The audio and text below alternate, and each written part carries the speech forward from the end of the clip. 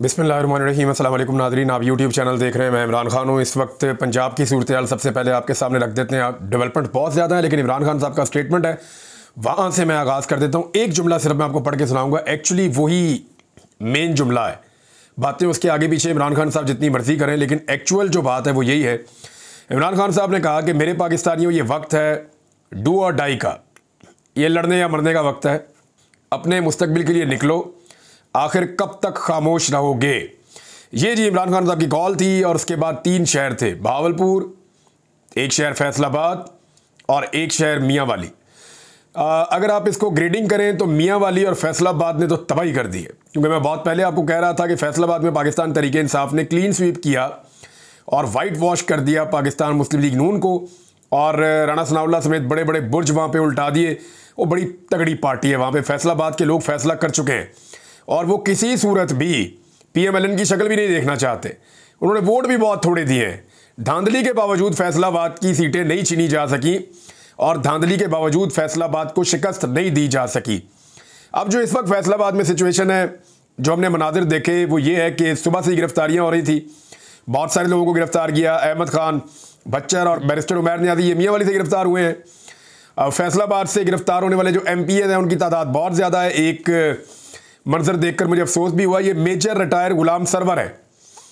ये दूसरी मरतबा MPA बने और 2023 में 10 अगस्त को इनके बेटे मेजर अदनान सरवर वो पाकिस्तान मिलिट्री में शहीद हो गए थे।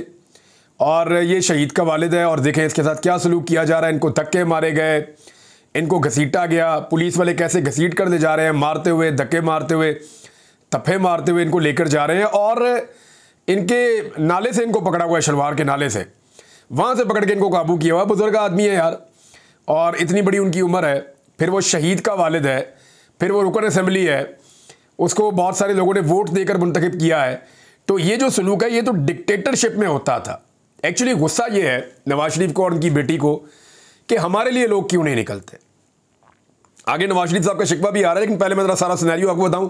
अगर हम इसकी ग्रेडिंग करेंगे, तीनों शहरों में सबसे पीछे कौन रह गया, तो बहावलपुर में भी लोग निकले, उन्होंने एहतजाज किया और अच्छा तगड़ा एहतजाज था। बहावलपुर पूरे का पूरा बंद रहा और हुकूमत ने बड़ी मदद की पाकिस्तान तहरीक इंसाफ की शहरों को बंद करने में। सिर्फ यही शहर नहीं, आसपास के इलाके और सड़कें हैं और सब कुछ बंद कर दिया। जो मेन शाहराहें वो भी बंद कर दी, तमाम रास्ते भी बंद कर दिए।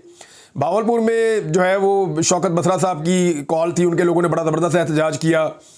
फिर ओन बप्पी साहब ने एक लीड की रैली बहुत बड़ी, उन्होंने भी एहतजाज किया, और भी कुछ और लोगों ने किया। लेकिन बहावलपुर उतना कामयाब नहीं रहा अगर मुकाबला करें फैसलाबाद और मियाँ वाली से। बहावलपुर कोई कम नहीं था, एहतजाज बड़ा ज़बरदस्त था, लोग निकले हैं, उन्होंने मुकाबला किया है, गिरफ्तारियाँ भी हुई हैं, लोगों ने डंडे भी खाए हैं, आंसू गैस भी चली होगी। ये सारी चीज़ें वहाँ से मनाजिर आ रहे हैं। अभी तफसीलात रात तक आ जाएंगी, क्योंकि नेट भी स्लो कर देते हैं। जो बहावलपुर में 1-2 लोगों से मेरी बात हुई, वो कह रहे हैं जी बड़ा अच्छा एहतजाज हुआ, माजी में बहावलपुर में ऐसा एहतजाज नहीं हुआ और यहाँ पे इस तरह एहतजाज नहीं होते। लेकिन अगर देखा जाए तो बड़ा ज़बरदस्त एक रिकॉर्ड के ऊपर जो चीज़ है, बड़ा ज़बरदस्त एहतजाज है। लेकिन जब आप कंपेयर करते हैं फैसलाबाद के साथ, तो फैसलाबाद ने तो ऐसा लगता है कि फस्तायत का डट कर मुकाबला किया, जैसे हमने देखा था रावलपिंडी में। बेशुमार नौजवान ज़ख्मी हैं, उनकी तस्वीर आ रही हैं, बहुत सारे लोग, ख़वातीन बेहोश हो रही हैं, उनको आंसू गैस की शेलिंग की जा रही है।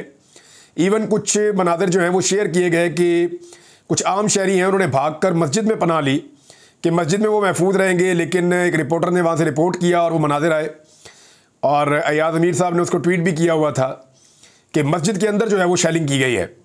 हामिद रज़ा काज़मी साहब की अपनी जो मदरसा है, मस्जिद है, वहाँ पे शेलिंग की गई है। उनका एक मजहबी मरकज़ है, वहाँ पे शेलिंग की गई है और गिरफ्तारियाँ की गई हैं, और पुलिस ने किसी किस्म का लिहाज नहीं किया, वहाँ से काफ़ी लोगों को गिरफ्तार किया है।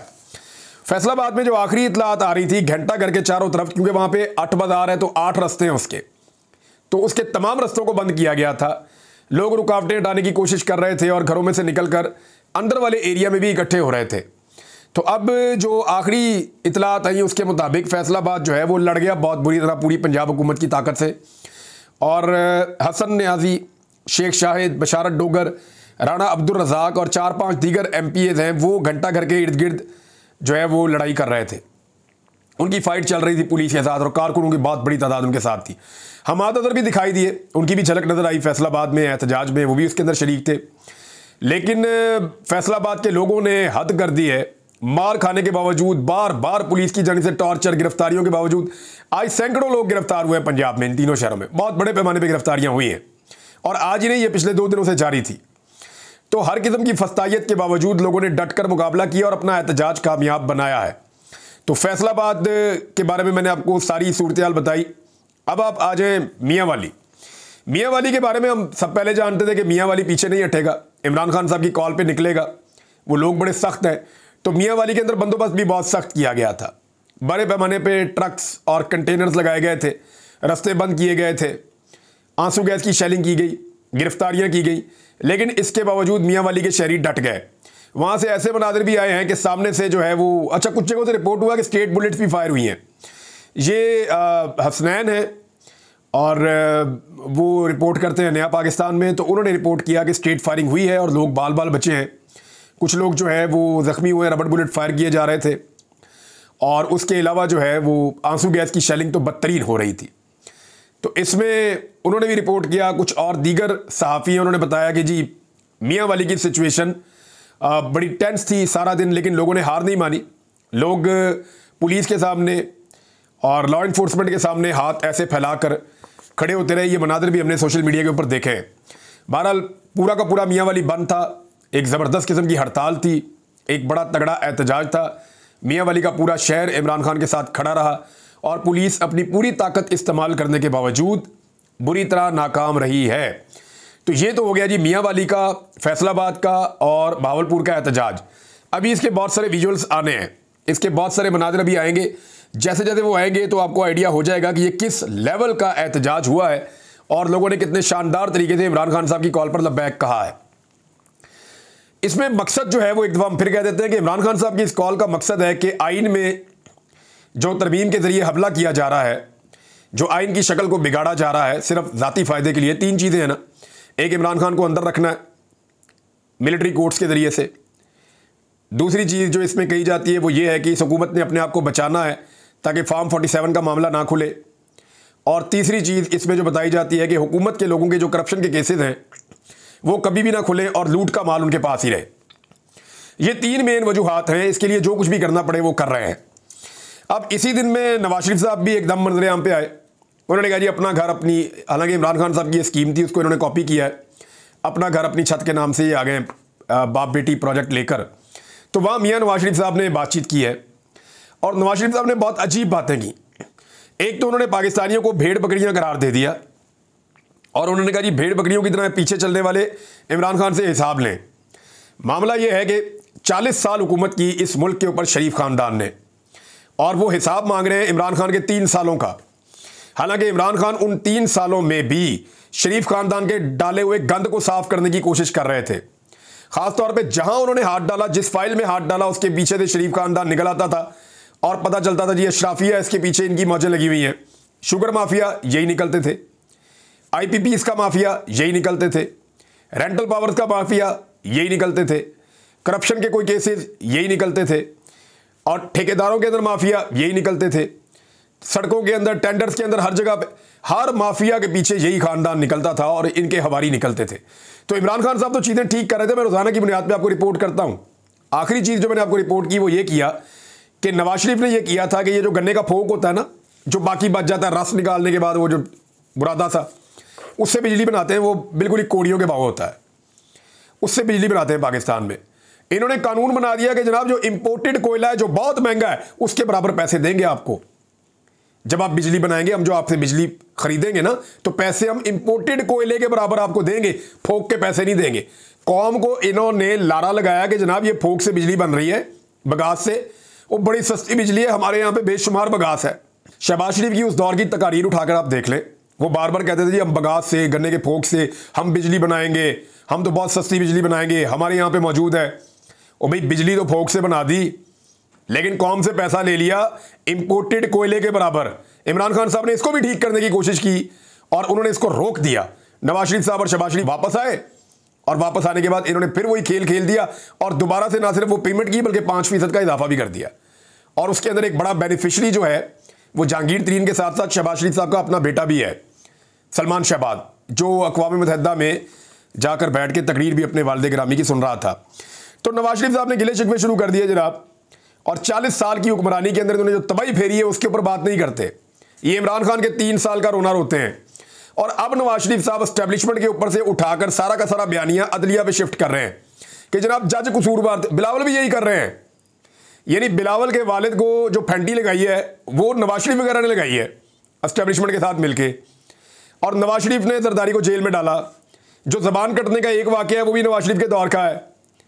और लेकिन अगर आप देखें कि जरदारी साहब की जेल थी कैसे, वो रिकॉर्ड के ऊपर है, सहाफ़ी बताते हैं। वो मरहूम ज़िया शाहिद साहब बताते थे कि जेल के साथ कोठी थी, वहाँ पे ये होते थे और इनकी खिदमत के लिए बड़े लोग मामूर होते थे। इस किस्म की बातें वो बताते हैं। बहरहाल मैं निजी ज़िंदगी में नहीं जाता, लेकिन वो जेल तो नहीं थी ना। तो जरदारी साहब ने कौन सी जेल काटी है जिसके ऊपर बिलावल कहते हैं मेरा बचपन किसने छीना? तो बिलावल साहब जिन्होंने आपका बचपन छीना है, आप उन्हीं की गोद में बैठे हुए अब बचपना इंजॉय कर रहे हैं। बल्कि बिलावल के लिए तो बड़ा ज़बरदस्त एक स्टेटमेंट दिया, और वो स्टेटमेंट दिया उमर अयूब साहब ने। उन्होंने कहा जी बिलावल की हैसियत जो है ना उस छोटे जैसी है जो मैकेनिक के पास काम करता है और पाने शाने लाने का काम करता है, ये संजीदा ना लें आप बिलावल को। देखिए उमर अयूब इनको इसलिए जानते हैं बिलावल को, उसका एक रीज़न है। उमर अयूब बिलावल को इसलिए जानते हैं कि वो बिलावल के नाना से जानते हैं। बिलावल के नाना जो है वो पाना लेके आते थे अयूब खान के लिए, और अयूब खान के छोटे का किरदार अदा करते थे। उससे पहले सिकंदर मिर्ज़ा के लिए इनके बड़ों ने खिदमत सर अंजाम दी, फिर अयूब खान के लिए इनके बड़ों ने खिदमत सर अंजाम दी। फिर जुल्फ़िकार अली भुट्टो साहब ने अपनी ज़िंदगी में तजर्बात से सीखते हुए अपने आप को मॉडिफाई किया और वो एंटी एस्टेब्लिशमेंट होकर खड़े हो गए, डट गए। हालांकि पाकिस्तान के 2 टुकड़े होने में उनका किरदार था। उस वक्त अगर वो खड़े हो जाते और वो ये कहते कि मैं ये इक़्तिदार नहीं लेता, ये इक़्तिदार अवामी मैंडेट के मुताबिक मिलना चाहिए, तो पाकिस्तान कभी ना टूटता। लेकिन जुल्फ़िकार अली भुट्टो साहब ने उस वक्त याह्या खान के साथ मिल गए वो, और उन्होंने अपने इक़्तिदार को तरजीह दी। तो इक़्तिदार तो मिल गया, लेकिन पाकिस्तान का क्या बना? लेकिन देर आए दुरुस्त आए। जुल्फ़िकार अली भुट्टो साहब जब इनकलाबी बने तो उनको फांसी चढ़ गए। बेनज़ीर भुट्टो साहबा ने जब वही रास्ता इख्तियार किया तो बेनज़ीर भुट्टो शहीद हो गई। तो अब उनका जो नवासा है वो अपने नाना और अपनी वालदा की कुर्बानी के बजाय अपने वालिद जरदारी के रास्ते पे चल रहा है। तो बिलावल जरदारी ने वही किया जो उनके वालिद ने किया, या पुराना उनके ख़ानदान का एक वतीरा था। वो बिल्कुल बेसिक पे पहुंच गए हैं और वो बी टीम का काम करते हैं इस वक्त पाकिस्तान में। उनकी कोई जमहूरी सोच इस वक्त तो दिखाई नहीं देती। वकला ने बड़ा तगड़ा एहतजाज किया जी इस्लामाबाद में। पिछले एहतजाज के ऊपर इमरान खान साहब खाइफ भी हुए थे, बहुत थोड़ी तादाद में वकला थे। आज कंटेनरिस्तान बनाया हुआ है इस्लामाबाद को। यानी अगर आपको मैं एक हकीकत बताऊँ ना, तो 2022 में 7 और 8 अप्रैल को ये कंटेनर पहली दफ़ा पहुँचे थे इस्लामाबाद में। इमरान खान साहब की हुकूमत गिराई जा रही थी, तो उस वक्त फैसला करने वालों ने कंटेनर पहुंचाए थे इस्लामाबाद में ताकि लोगों का हुजूम इस्लामाबाद के रेड जोन में दाखिल ना हो। तो उस वक्त जो कंटेनर लगे थे ना, वो अब तक मुस्तकिल तौर पे उठाए नहीं जा सके। बस ये ज़रूर होता है थोड़ी देर रास्ता खुलता है फिर बंद हो जाता है। तब से लेकर अब तक पाकिस्तान में इस्तेहकाम नहीं आ रहा। हर थोड़े दिन बाद इस्लामाबाद कंटेनरिस्तान बन जाता है, और ये हम 2.5 साल से होता हुआ देख रहे हैं। वजह क्या है कि जो हुकूमत बनाई गई है वो अवामी मैंडेट से महरूम है, अवामी हमायत और सपोर्ट उसके पास नहीं है। इस हुकूमत को अवाम से बचाने के लिए कंटेनर लगाए जाते हैं, सिर्फ इतनी सी वजह है। वरना आप देखें इमरान खान साहब के दौर में सवाए कोरोना वायरस के, जो कोरोना वायरस का जब टाइम आया था तो उन्होंने कहा था जी कि अब हम आपको हुजूम इकट्ठा नहीं करने देंगे, आलमी सतह पर एक वबा है तो उससे बचना पड़ेगा। वैसे तो उन्होंने कंटेनर ऐसे नहीं लगाए थे, और सियासी जमातों के खिलाफ तो बिल्कुल नहीं लगाए थे। हाँ, मजहबी सियासी जमातों के बारे में इमरान खान साहब की पार्टी ने एक पॉलिसी ली थी उनकी हुकूमत ने, उसके ऊपर आप डिबेट कर सकते हैं। लेकिन PMLN फजलुर रहमान साहब, पीपल्स पार्टी, इनके साथ तो उन्होंने कुछ नहीं किया। इनको तो पूरा मौका दिया था और इनको फैसिलिटेट किया था। लेकिन आज ये आवाम से अपने आप को बचाने के लिए हर वक्त कोशिश करते रहते हैं। वकला है जी बहुत बड़ी तादाद में, रास्ते बंद थे, वो बेचारे जंगलों के अंदर से गुजरते हुए वो मनाजर में देख रहा था, वहाँ पर नाला है, उस नाले को उन्होंने क्रॉस किया, उसके अंदर से गुजर के वकला आए, और फिर शारा दस्तूर के ऊपर अच्छी खासी तादाद उनकी इकट्ठी हुई। उन्होंने जो है वो कादी फ़ायद ईसा साहब के खिलाफ नारेबाजी की, बड़ी ज़ोरदार किस्म की। बल्कि कादी फ़ायद ईसा साहब की अदालत के अंदर उनके सामने भी एहतजाज हुआ। मुस्तफ़ीन नामी एक वकील है, पाकिस्तान तहरीक इंसाफ से उनका ताल्लुक़ है, बड़े सीनियर लॉयर हैं। वो आगे दौरान समात 63A वाले केस की, वहाँ पर आके उन्होंने कह दिया जनाब के कादी साहब मैं भी बात करना चाहता हूँ। उन्हें रोका बात करने से और तल्ख कलामी हो गई। उन्होंने सख्त जुमले कह दिए। उन्होंने ये भी कह दिया कि आप फ्रॉड चीफ जस्टिस हैं। कादी साहब ने जो है वो पुलिस बुलाने का कह दिया और उनको ज़बरदस्ती बिठवाया या उनको निकाल दिया गया कोर्ट से बाद में। लेकिन इस बीच में एक जुमला बड़ा अजीब है, वो ये है जो जमाल मंदोखेल साहब ने 2 मरतबा बोला। उन्होंने कहा तहरीक इंसाफ के लिए कोई हमदर्दी थी तो ख़त्म हो गई। अब अगर ये जजेस सुप्रीम कोर्ट के कहेंगे और एक बेंच जिसके सामने एक संजीदा नौयत का मुकदमा है और एक पार्टी फरीक है, जजेस अपने मुंह से कह रहे हैं कि अगर कोई हमदर्दी थी तो ख़त्म हो गई, तो इसका मतलब यह है कि जजेस अब बायस्ड हो चुके हैं। इसी एक जुमले की बुनियाद के ऊपर कोई भी दुनिया का मुहज़्ज़ब मुल्क होता तो वहाँ पे वकील कहते कि जज साहब यहाँ पे ये मुकदमा आज ख़त्म कर दें, क्योंकि आपको अब हमारे साथ किसी किस्म की हमदर्दी आपने साफ कह दिया है कि अब नहीं है। तो हम एक पार्टी है जनाब, हम तो यहाँ पे इसलिए आए थे कि हमें हमदर्दी से और दर्द दिल से सुना जाएगा, तो आपने अपनी साइड शो कर दी है, लिहाजा हम इस मुकदमे का हिस्सा नहीं रहना चाहते। ये भी कहा जा सकता था।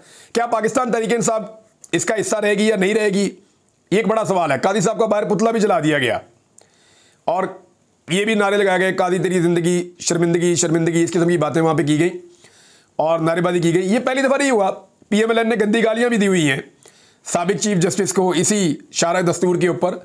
तो चीफ जस्टिस के साथ ये होता रहा है, पुराना काम है, पॉलिटिकल पार्टीज ये करती रही है, लेकिन ये वकला है, याद रखिएगा, ये वकला और एक तहरीक शुरू हो गई। वकला ने दो चीज़ें बड़ी क्लियर कर दी हैं, बाकी चीज़ों से वकला का कोई लेना देना नहीं। आईनी तरमीम में जो मर्जी करें ये।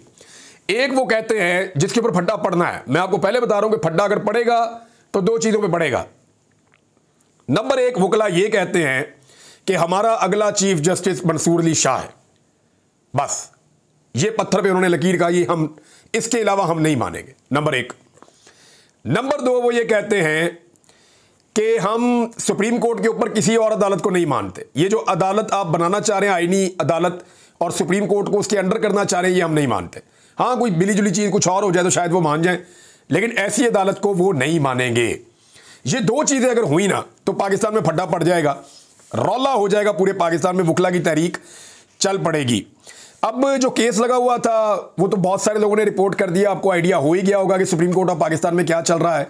बस इतना मैं आपको बता देता हूं कि इमरान खान साहब से मुशावरत के लिए टाइम दिया गया है बैरिस्टर अली जफर साहब को, और कल ये केस दोबारा लगेगा और बहुत जल्दी है। और सबको पता है नवाज शरीफ साहब पाकिस्तान से बाहर जाना चाहते थे, उनको रोक लिया गया है और उनको ये कहकर रोका गया है कि अगर आप बाहर चले गए तो आपकी पार्टी के लोग मुतनफ़र हो जाएंगे, हम बड़ी मुश्किल से पहले ही वोट पूरे कर रहे हैं, तो मियाँ साहब रुको, पाकिस्तान से आपने वोट डालना है। अब अगर ये 63A के मामले में हुकूमत की मर्जी का फैसला आ जाता है तो हॉर्स ट्रेडिंग का रास्ता खुलने के बाद क्या इतने वोट तोड़े जा सकेंगे, इतने लोगों को मजबूर किया जा सकेगा, उन्हें लालच दी जा सकेगी कि पाकिस्तान तहरीक इंसाफ के 7-8 लोग तोड़ दिए जाएं या मौलाना फजल रहमान साहब को काबू कर लिया जाए। ये चीज़ें हम अगले वीलॉग में डिस्कस करते हैं, लेकिन एक चीज़ और भी मैं आपको बताता हूँ। PTM के ऊपर एक अटैक किया गया है, वो एक ग्रैंड जरगा करने जा रहे हैं, पूरे पाकिस्तान की तारीख में इसकी मिसाल नहीं मिलती जितना बड़ा ये जरगा होने जा रहा है। तो उसके ऊपर हमला हुआ और वो पेशावर पुलिस ने किया। मैं इसके बारे में सूबाई हुकूमत का मौक़िफ़ भी लूँगा और अगले वीलॉग में आपको बताऊंगा कि एक्चुअली वहाँ पे क्या हुआ। एक तरफ अली अमीन गंडापुर साहब की मुलाकात होती है मंजूर पश्तीन से और वो एक अच्छी मुलाकात करार दी जाती है, और दूसरी तरफ PTM के ऊपर खैबर पख्तूनख्वा की पुलिस धावा बोल देती है, बहुत सारे लोग बेहोश हो जाते हैं, जख्मी हो जाते हैं। ये क्या हो रहा है, इस पर बात करते हैं बाद में। अब तक के लिए इतनी अपना ख्याल रखिएगा, अपने इस चैनल का भी। अल्लाह हाफ़िज़।